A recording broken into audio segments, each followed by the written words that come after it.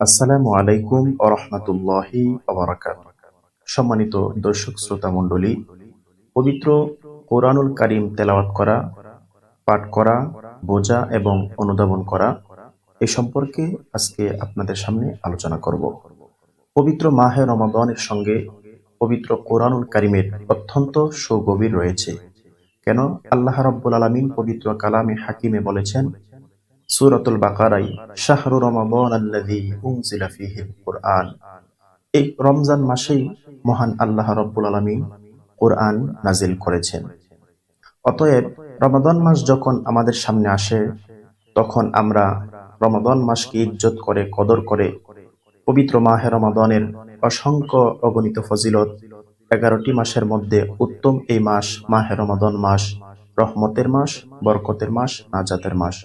এই জন্য আমরা পবিত্র মাহে রমাদান মাসে কোরআন খতম করি অনেকেই, কিন্তু আফসোসের বিষয় হলো, যখন রমজান মাস শেষ হয়ে যায় তখন আমরা আবার সেই কোরআন শরীফ তাকের উপরে গিলাপবন্দি করে আমরা সেই কোরআনকে রেখে দেই। যার কারণে কোরআনুল কারীম যেই ঘরের মধ্যে থাকার পরেও তেলাত হয় না, ওই কোরআনুল কারীম ঘরের মধ্যে বদদুয়া দেই, অভিশাপ দেই। যার কারণে এই কোরআনুল কারীম প্রত্যেকটা ঘরের মধ্যে থাকার পরেও যেই ব্যক্তি পাঠ করে না, ওই ঘরের মধ্যে অভিশাপ দেওয়ার কারণে ঘরের মধ্যে পেরেশানি চলে আসে, মুসিবত চলে আসে, রোগ বালা চলে আসে এবং এই ঘরের আয় উন্নতি এবং রুজি রোজগারের মধ্যে বরকত কমে যায়। এজন্য পবিত্র মাহে রমাদান মাসে আমরা অবশ্যই কোরআন খতম করব, তেলাওয়াত করব, কিন্তু রমজান মাস যাওয়ার পরেও যেন আমরা কোরআনকে ভুলে না যাই। রমজান মাস যাওয়ার পরেও আমরা প্রত্যেকদিন অন্ততপক্ষে 1 পৃষ্ঠাও যদি না পারেন, আধা পৃষ্ঠা পড়বেন, অথবা 10 আয়াত করে হলেও প্রত্যেকদিন নিজে পড়বেন। নিজে না পারলে আপনার ছেলেদেরকে দিয়ে পড়াবেন, ছেলেদেরকে না পারলে নাতিদেরকে দিয়ে পড়াবেন। অন্ততপক্ষে এই কোরআনুল কারীমের অভিশাপ থেকে বেঁচে যাবেন। মহান আল্লাহ রাব্বুল আলামিন এই মহামান্বিত মাস আমাদেরকে দিয়েছেন, নবীর উম্মতদেরকে দিয়েছেন।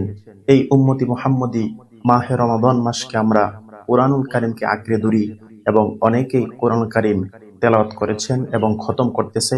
আল্লাহ যেন প্রত্যেকের খতমকে কবুল করে এবং পবিত্র মাহে রমাদান মাসের এই কোরআন নাজিলের মাসকে উসিলা করে যেন আল্লাহ আমাদের সকলকে মাফ করে এবং কোরআনুল কারীমের পরিপূর্ণ মুজিজা যেন সকলের অন্তরে নসিব করে। আমিন। ওয়া আখিরি দাওয়ানা আনিল হামদুলিল্লাহি রাব্বিল আলামিন। আসসালামু আলাইকুম ওয়া রাহমাতুল্লাহি ওয়া বারাকাতুহু।